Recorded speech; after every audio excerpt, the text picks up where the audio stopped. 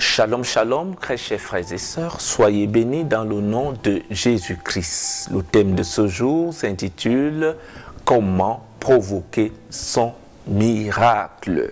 Comment provoquer son miracle? C'est le thème de ce jour. Et pourquoi nous parlons de miracle? C'est parce que de nos jours, beaucoup d'entre nous ne croient plus du tout au miracle et pensent que le miracle relève de l'utopie, relève du monde des rêves. Est-ce qu'il est possible de nos jours de provoquer encore de miracles? La parole de Dieu nous donne une clé dans Matthieu 7, verset 7. Demandez et vous recevrez. Demandez et vous recevrez. Ce n'est que quand vous demandez par la prière que vous pouvez recevoir ce que vous avez demandé. Tant que vous ne demandez pas, vous ne pouvez pas recevoir. Et le tout n'est pas de demander. Il suffit de demander avec foi. Demander avec foi. Car la prière plus la foi sont deux leviers importants qui produisent les miracles. De personnes n'arrivent pas à demander. Elles préfèrent se lamenter, elles préfèrent demander conseil à des amis, à des frères et sœurs, au lieu de se mettre dans la prière pour adresser à Dieu leurs requêtes. Dieu est capable de vous répondre le même jour que vous demandez. Dieu est capable de vous répondre plus tard, après quelques mois, après quelques semaines et même après quelques années. Lorsque vous demandez, il n'est pas toujours dit que vous aurez vos réponses le même jour que vous avez demandé. Car Dieu seul sait comment et pourquoi il doit parfois nous éprouver avant de nous donner. Et lorsque vous êtes pressé, je suis sûr que vous vous lancez directement dans le découragement et que vous avez l'impression que la requête que vous avez adressée à Dieu n'a pas été exaucée. Tout ce que Dieu vous demande, c'est de demander avec foi et surtout de persévérer pour provoquer votre miracle.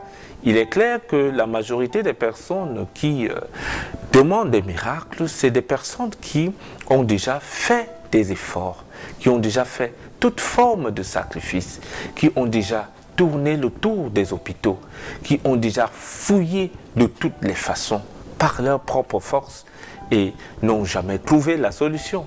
Maintenant, elles espèrent à un miracle. Elles comptent que sur le miracle.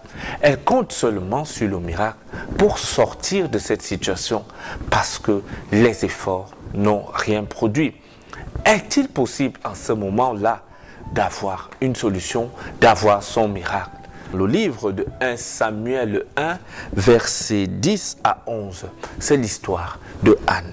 Anne était très affligée. Tout en pleurs, elle pria le Seigneur en prononçant cette promesse. Seigneur Dieu de l'univers, vois combien je suis malheureuse. Anne s'était battue par ses propres forces pour avoir un enfant. Mais seulement les solutions qu'elle avait entreprises étaient sans réponse, ne lui accordaient aucune solution. C'est alors qu'elle avait pensé s'agresser à Dieu par la prière, par une requête claire et nette. Elle dit, Seigneur, j'ai besoin d'un fils. Seigneur, j'ai besoin d'un fils. Elle a nommé la chose dont elle avait besoin. Beaucoup d'entre nous, pendant que nous prions, nous n'arrivons pas à dire à Dieu ce que nous voulons. Nous demandons des choses à tort et à travers et nous mélangeons des requêtes en des autres. Elle dit, j'ai besoin d'un fils. J'ai besoin d'un fils. Et à côté de ça, elle a dit, Seigneur, aie pitié de moi. Aie pitié de moi. Pourquoi Anne demande à Dieu d'avoir pitié d'elle? Anne demande à Dieu d'avoir pitié d'elle. C'est tout simplement parce que, par ses propres efforts, elle avait entrepris toutes sortes de solutions, mais elle n'avait pas toujours obtenu sa réponse. C'est pourquoi elle dit, Seigneur, aie pitié de moi. C'était une façon de dire à Dieu, je n'en peux plus. Elle reconnaissait sa faiblesse. Elle reconnaissait qu'elle était cherchée. Elle a reconnu sa faiblesse devant Dieu. Elle a dit, Seigneur, aie pitié de moi. Elle a dit, Seigneur, aie pitié de moi. Elle a reconnu sa faiblesse. Nous devons reconnaître parfois que nous avons fait des efforts qui ne donnent rien. Il est temps de dire à Dieu, Seigneur, viens à notre secours. Seigneur, aie pitié de nous. Comme Anne, nous devons dire à Dieu, Papa, aie pitié de nous, parce que nous nous sommes déjà battus de nous-mêmes. Nous avons cherché notre mari, partout nous ne l'avons pas trouvé. Nous avons cherché notre femme, partout nous ne l'avons pas trouvé. Nous sommes allés d'échec en échec, de relation en relation. Nous cherchons le travail partout, nous ne trouvons pas. Nous cherchons la santé par nous-mêmes, nous ne trouvons pas. Reconnaître nos limites, reconnaître nos faiblesses et appeler le secours du Seigneur. Anne a dit à Dieu, Seigneur, aie pitié de moi. Après, elle a nommé la chose dont elle avait besoin. Elle a dit, Seigneur, Papa, je veux un fils. Toi, tu dois être capable de dire, Papa, je veux un travail. Papa, je veux un mari. Papa, je veux ma femme. Papa, je veux la santé. Je veux la santé dans ma vie. Tu dois nommer ton problème pour que le miracle soit prononcé. Tu dois nommer ton problème pour que ton miracle soit provoqué. Il faut que tu arrives à nommer, à dire.